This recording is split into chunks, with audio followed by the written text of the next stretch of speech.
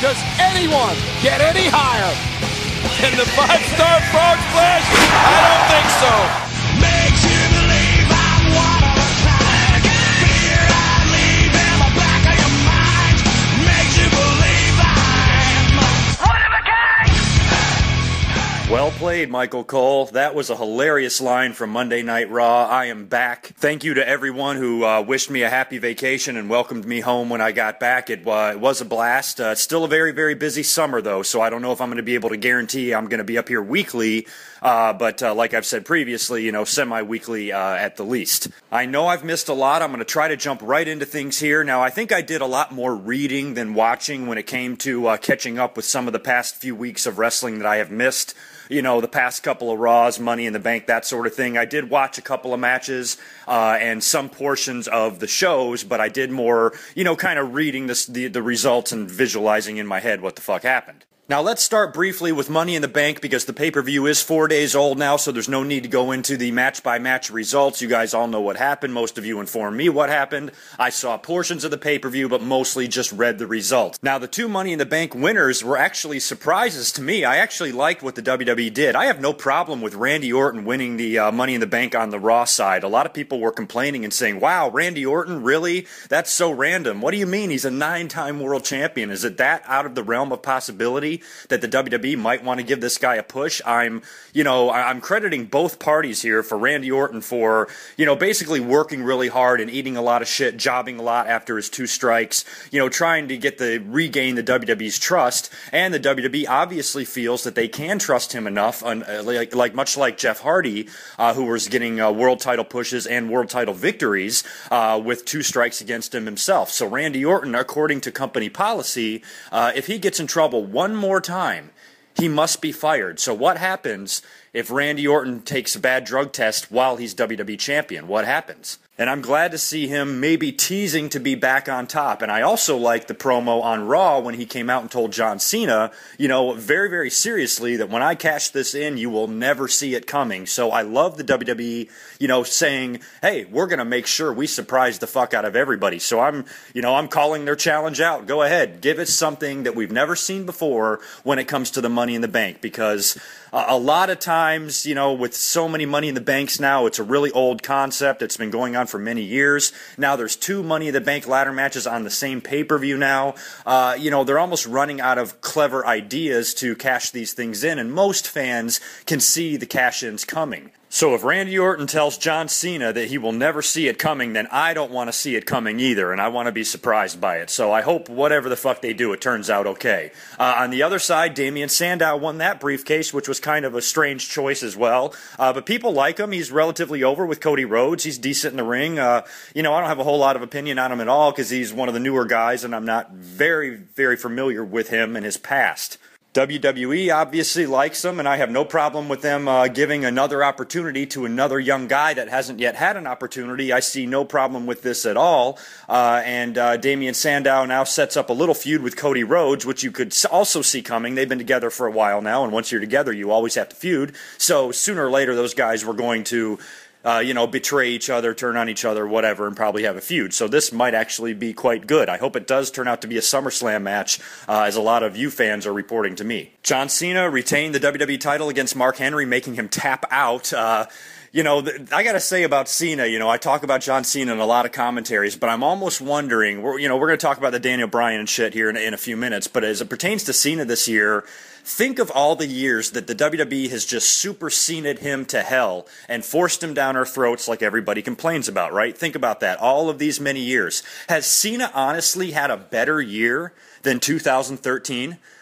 I mean, think about it. He won the Royal Rumble. He beat the fucking Rock at WrestleMania for the WWE title. He survived a feud with Ryback, beating him in every one of those matches. I mean, I don't even know if the guy's lost this year. I mean, has he maybe lost on Raw or something like that? But the big pay-per-views, he's winning every time, and he's having the best year of his career. So at this point, there was no way I could see Mark Henry somehow defeating John Cena after all of the things he has accomplished this year, and Mark Henry is the one that beats him, and now I feel like Daniel Bryan is in a similar situation.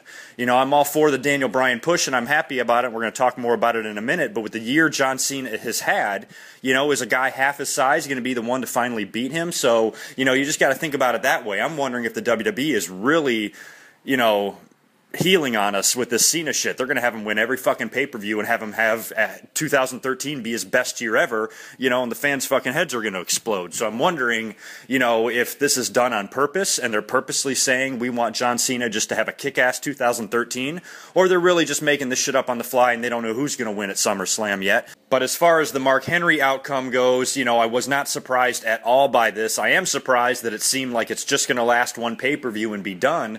So that feud really seemed to be a filler feud, or a time killer, really, is all it was. Dolph Ziggler also failed to regain the World Heavyweight title from Alberto Del Rio on Money in the Bank. And as far as the other matches go, you guys know all about those. Let's move on to Raw. What is it about these New York, New Jersey post-pay-per-view Raw crowds? Unbelievable. This is one of these situations where, just like the night after WrestleMania, the crowd made this show. Thank God for that, because it really added so much more importance to John Cena choosing his own opponent. I think if this would have been a couple of weeks prior or during a dead crowd on Raw, I don't know if the WWE was going to like the reaction they got. But when you combine the fact that Daniel Bryan is over, most people are wanting and are excited to see this guy get a potential push, as the rumors have been claiming. And then when you combine that with a completely jacked out of their mind crowd, that just made for a great moment for Daniel Bryan. And I loved the ending when John Cena says, "I choose Daniel Bryan." The crowd, were flinging shit out there. It was unbelievable. They were screaming. It was yes, yes, yes. It was such a crazy over moment for Daniel Bryan. It was great. And, you don't see crowd reactions like that in this day and age. So that crowd really helped things. They were all into singing the, Fandango theme song again. They were really marking out hard for the RVD Jericho match. The fans were fucking awesome. Now, just like the night after WrestleMania, don't get too excited, because remember how crazy that crowd was? Remember the pop that Dolph Ziggler got when he won the title? You're never going to be able to live that up. Wherever the fuck Raw is next week, it will not live up to that atmosphere and that electricity that you had in the building last Monday night.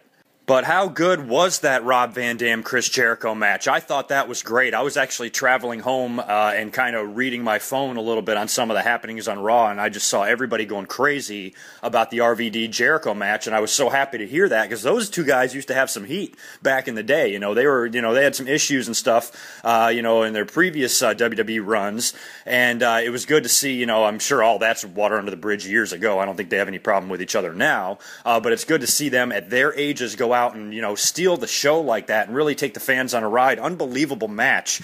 I think they've had better matches in their careers, but when you take in consideration their age and the stage that they are in their career, and the fact that they haven't even seen each other in years, they worked as if they worked together yesterday, and it was a fucking unbelievable match. And that, to me, was one of my favorite moments of the year, just to see those two old timers. It's crazy to even call Jericho and RVD old timers, but they're fucking 40. They're old timers.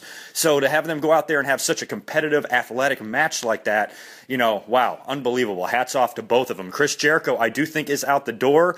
I did read a tweet from him just a little while ago that he was going to be done. I think we knew that. Jericho comes and goes. I'm sure we'll see him again. Jericho has not had his last match. I just think he's had his last match for a little while, and what a great last match to have. Actually, I take that back. He might wrestle on SmackDown. I can't remember. But either way, that RVD match, for him to go out like that until we see him again, I think was awesome. And it was great for Jericho just to put forth that effort for the fans and the business, and awesome fucking match, both you guys. I know I'm jumping all over the place here, but I know people want to hear about the brawl between Brock Lesnar and CM Punk. Now, that I also did watch. I thought that was really good. I mean, I think you knew that Brock was coming out. CM Punk said it in the promo. Heyman, I know you're here. Brock, I know you're here. He gets Paul Heyman to come out. The two of them have an exchange. It's always very brilliant and very dramatic when Paul Heyman, is and CM Punk are interacting, so they're going with the whole, I was your friend. I guess Paul Heyman turned on him at Money in the Bank, of course, costing CM Punk the briefcase. That led to the official split instead of the halfway split that they were doing. Then they had the exchange on Raw. I hate you, you hate me, I'm disappointed in you, you betrayed me, and I'm going to make you pay. Out comes Brock Lesnar. CM Punk actually, is on the offensive. Heyman comes in, hits Punk from behind, and then he ends up just diving onto Brock Lesnar. The two of them start just going at it. Brock Lesnar's basically just tossing CM Punk around like a rag doll.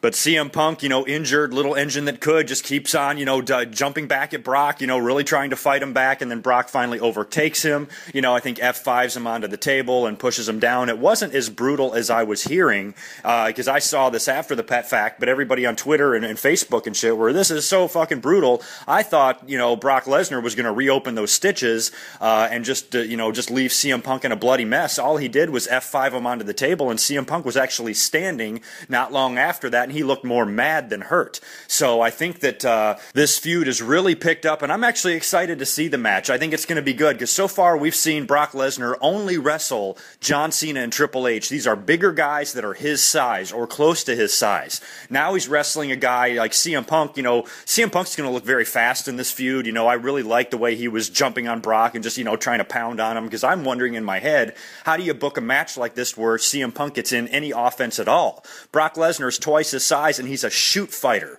and CM Punk, is tough and everything like that, but you don't view CM Punk as a stone cold tough or some, you know what I mean? So it's kind of like a different type of tough, and he's smaller, and it just seems like Brock is just going to overmatch him and pound him into the ground. But CM Punk is fearless of Brock Lesnar. He's the one calling him out. He's the one that wants Brock Lesnar, is challenging Brock Lesnar, and I bet my bottom dollar that this Monday night on Raw, when Brock Lesnar probably will not be appearing, CM Punk will be in the ring challenging him to a match at SummerSlam, and then we'll have the probably the answer to the challenge the week after that, and then you can build into the feud for the pay-per-view in a couple of weeks. So you can obviously see that, that's the direction they're going to go. I'm excited for the match. I hope it's a good match, and I'm wondering, what do you do with Brock Lesnar at this point? You got to think of all these different things the WWE must have to take into consideration of who goes over in matches, because they're trying to already start their long-term plans for WrestleMania.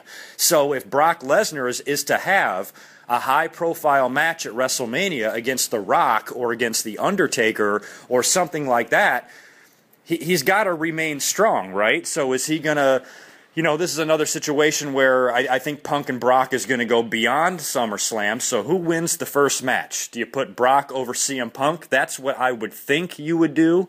And maybe CM Punk gets his revenge, maybe even as late as Survivor Series, or if they do it the pay-per-view after SummerSlam, something like that. Or does CM Punk upset Brock Lesnar at SummerSlam, maybe in a slightly controversial way, maybe even something like a roll-up after a distraction from Paul Heyman, something like that, a quick 3 count, throwing Brock Lesnar into a rage and, demanding that CM Punk give him a rematch, and this time in a more brutal way, or a gimmick match at the next pay-per-view.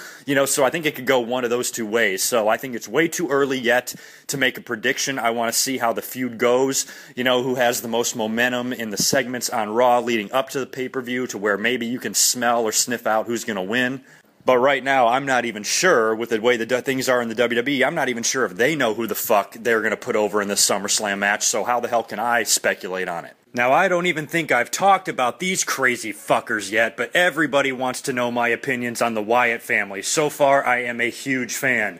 This is different. I'm into anything that's different or something that we really haven't seen before. This is a combination of scary and creepy and ominous and everything like that, and I think the promo work is great. I love the vignettes leading up to their debut, and now they're attacking everybody Shield style. They're fucking busting out on everybody in the middle of matches. Their music hits, they come out, creep the shit out of their opponent, and they circle the ring, and then they jump in and jump them and beat the shit out of them and leave them laying, right? And I think I could potentially mark out if one of these two factions jump the other. I mean, if the Shield is in the ring in a 6-man match and the fucking Wyatt family's music hit and they come out, that would be a good way to get the Shield over as baby faces. If these two factions crossed paths, I would love to see the confrontation. I think it would be great. So if the Wyatt family continues this destruction and they're going out there and just beating the shit out of everybody, and sooner or later they're out there cutting a promo, nobody can fucking touch us, we're here to fucking take over, yada yada yada, and then the fucking Shield music hits, oh man, that would be awesome. So far, as far as the overall presentation of the Wyatt family, I like it. Of course, the WWE is prone to fucking shit up, so hopefully they will continue this. And I think this is Mike Rotundo's son, which, by the way, the fans that are out there chanting Husky Harris over and over when he's out there, I mean, do they think that they're the only ones that know that he used to be called Husky Harris? Do they think they're fucking smart or something? Do they think that they possess knowledge that no other fucking wrestling fan possesses, and they have to go out there like a fucking idiot and chant it over and over? You know, wrestling fans are completely brainless monkey fucks. I cannot stand them sometimes. This is such ignorant, childish, stupid behavior, and it's such a goddamn waste of time. Is this the first time you've seen a motherfucker repackaged? Are you fucking stupid? Sit down and shut the fuck up and act like a goddamn human being. And also, as I've mentioned in some recent commentaries, the expected split with Dolph Ziggler and AJ Lee finally did happen on Raw, or maybe even at Money in the Bank. It finally came to a head, and the split that we all knew was coming happened because Dolph is a face now, and AJ's a crazy fucking bitch heel, so they don't mesh well anymore. You have to get rid of them, and I'm wondering if Goldberg will allow AJ Lee to have his old catchphrase, because I'm wondering who's next. She's been with everybody, so I love how she freaks out. You broke my heart, and she's so damaged, and and she just gets Big E Langston to beat the shit out of Dolph Ziggler. AJ, are you surprised? Just move on to the next guy. Like, you're with a guy every fucking 4 months here. So what's the big deal if you lose Dolph Ziggler? You'll just latch up with somebody else, and, maybe you can taste some of Big E's big black cock, and I'm sure you already have. So what the fuck's the big deal? The only thing I don't like about this breakup is now it seems like you're going to have a Dolph Ziggler and Big E Langston feud instead of a Dolph Ziggler and Alberto Del Rio feud, and I was hoping that Dolph Ziggler would remain in the title picture. Now, I'm wondering if he's just going to have his, little tiff with Big E Langston, and then he can move back on to the world title picture if the WWE's promising him that down the road. But I'm not too excited to see Big E Langston versus Dolph Ziggler at SummerSlam. I was really hoping he was going to stick around the world heavyweight title picture. So, we'll just have to wait and see how this goes in the next couple of weeks.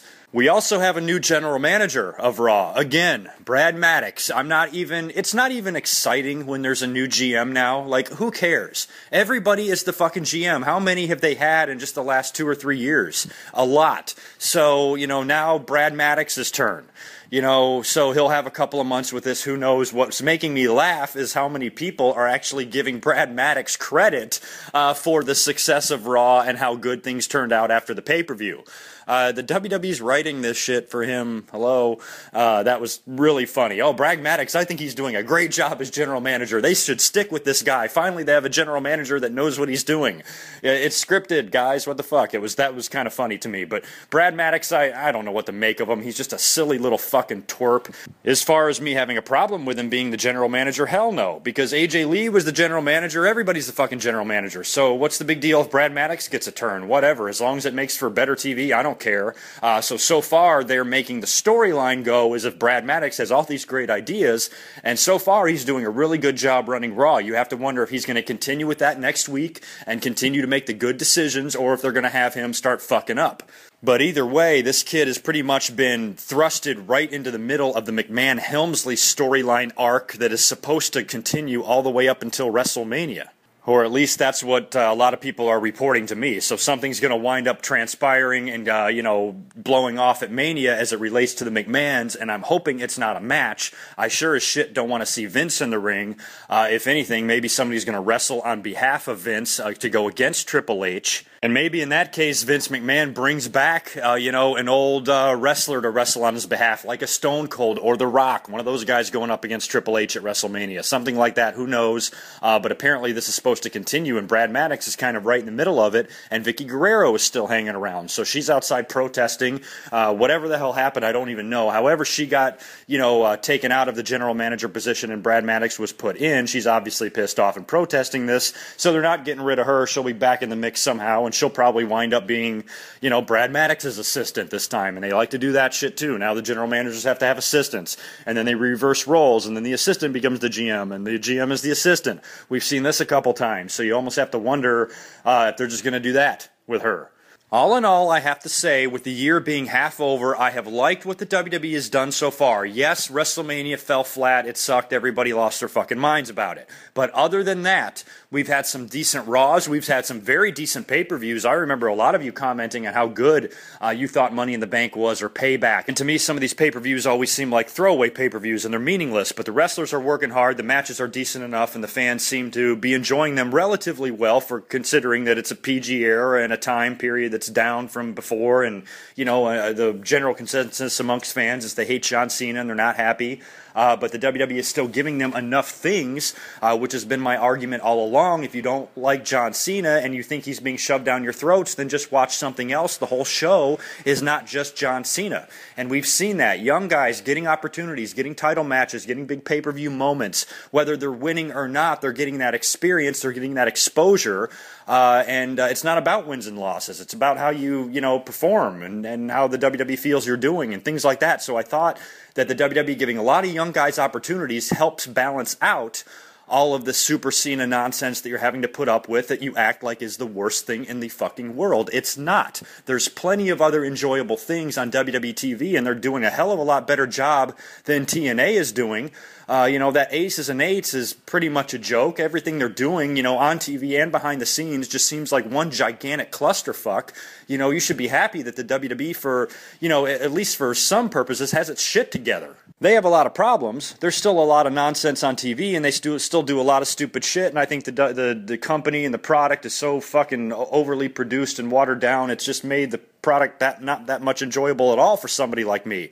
But I can tune in a little more right now because this shit is interesting, and we're having some new feuds. Brock Lesnar, CM Punk. We have never seen that ever in the history of the business, ever. So we're getting it now. We should be happy. The most over wrestler amongst the internet know-it-all marks is getting a title match at the second biggest pay-per-view of the year. This should be good or great win, lose, or draw for Daniel Bryan. Here's my worry with the Daniel Bryan SummerSlam match against John Cena. What if Daniel Bryan loses? I don't want the wrestling world to freak out. I don't want them to go nuts because their favorite guy got his fucking shoulders counted to the mat 1, 2, 3. Why don't you see the match? What if Daniel Bryan loses the match, but puts on the type of performance that Chris Benoit put on against Kurt Angle at the Royal Rumble 10 years ago? And at the end of the match, Chris Benoit stood in the ring as the loser and got a standing ovation and earned the respect of everybody else and got the world title 1 year later. This could be a big milestone match for Daniel Bryan.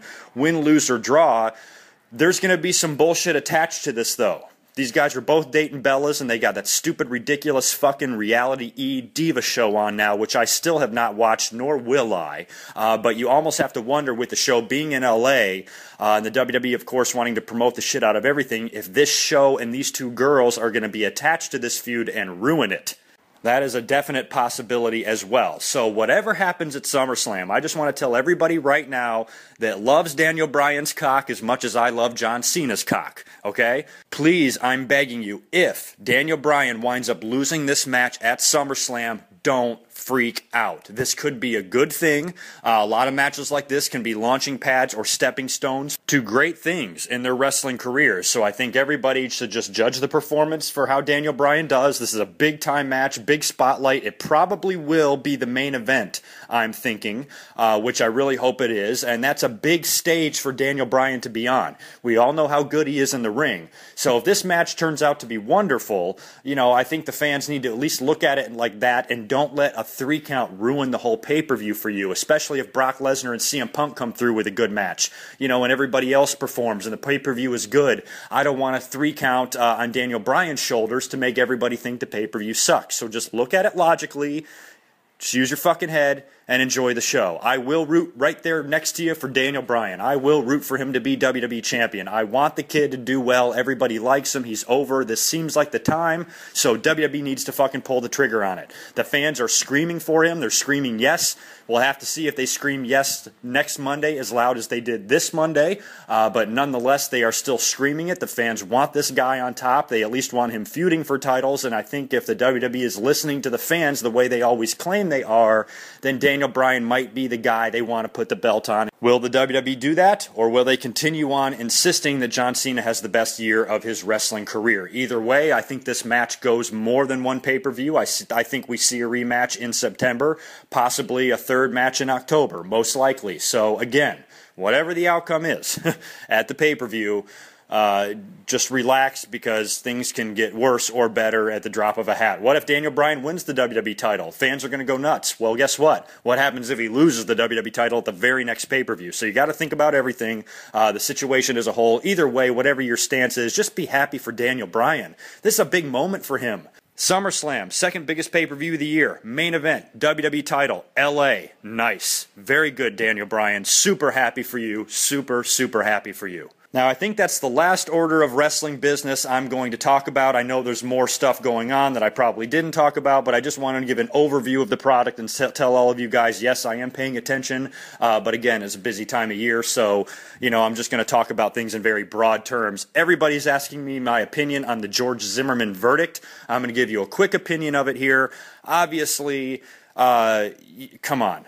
Not guilty? Are you fucking kidding me? This is so ridiculous. Now, I'm going to give it to you both sides. I'm not just going to automatically come up here and just start screaming that, this is bullshit and, yada, yada, yada, and I strongly disagree with it. I do disagree with the verdict 100%, but in the jurors' defense, I think they were forced to comply with fucked up laws that shouldn't exist. I think the jury, actually, they had their hands tied. They did the only thing they really could do. That doesn't mean I agree with it, but when you read the law and the stupid fucking Florida law, technically this guy can walk, and it's fucking bullshit. Now, in everybody's defense here, Trayvon Martin was a child. He was a kid who was killed by some jackoff that insisted on confronting him. I'm not saying Trayvon Martin is an angel. We know that kids past, he had he had some attitude problems. I think he even had some fights and things like that. So the kid was no angel. But still, he was the one approached. And I can think about it, this kid's 17 years old. He's probably defiant. He probably has a little bit of an attitude. And if he's confronted by some jackoff and he jumped on top of him and started beating the shit out of him, he probably did. But if the guy would have not approached him to begin with, then it wouldn't have happened. So if Trayvon Martin was mounting the guy and raining blows upon his face, the guy was the one that fucking asked for it. The kid was carrying iced tea and Skittles, minding his own fucking business, and somebody approached him. So all that needed to happen for this kid to stay alive was for this jackoff Zimmerman not to approach him at all and mind his own fucking business. I think it's a horrible injustice. It makes me sick to how stupid this country is and these ridiculous fucking laws that these people take advantage of, thinking they can just walk around with a gun and shoot somebody because some crazy wording in some stupid law in the fucking South allows them to do it. Of all places in the world to have a law like this, Florida is like the worst fucking place I can think of. But again, if the confrontation would have never happened, then the death would not have happened, and that's on George Zimmerman. That motherfucker should have just left well enough alone and let the goddamn kid walk home from the fucking store. Now, full disclosure, those opinions are based on my limited knowledge of this trial. I did not watch the trial, much like what was that, Casey, whatever the fuck, the one that killed her daughter and also got off, that scumbag also walked away from a murder charge that she should be rotting in jail for. A lot of these trials, I actually don't watch a lot of on television because it honestly just makes me feel dirty. Because I don't understand why we have such an attraction to stuff like this and why the entire country and the world sometimes can be captivated about one single situation just because the way it's smeared all over the media. So a lot of these things, every time I watch it, I'm like, I can't believe that I'm actually entertained by this. So I do more reading on these trials than anything else, and I just knew the basic information on the Trayvon Martin case. That's it. I didn't know what was said in court. I didn't watch any of the fucking court proceedings. I didn't read any of that stuff, and I don't know the detailed facts. All I know is this kid was walking home, somebody approached him, that led to a confrontation and led to Trayvon's death. That's all I know. So I'm thinking of this in the broad picture. George Zimmerman was the one that confronted this kid, and if he would have left well enough alone, that kid would be alive today. So that's just my basic view and basic opinion on that trial and the verdict. It was horseshit, and it was horseshit for obvious reasons. And I feel bad for Trayvon Martin and his family that has to sit through that, has to lose their son, and then they have to sit in the courtroom and watch the man that killed him walk out of there. I tell you what, it's gut-wrenching and it's sickening that that's even a possibility in the stupid fucking country that we live in. Until next time, peace.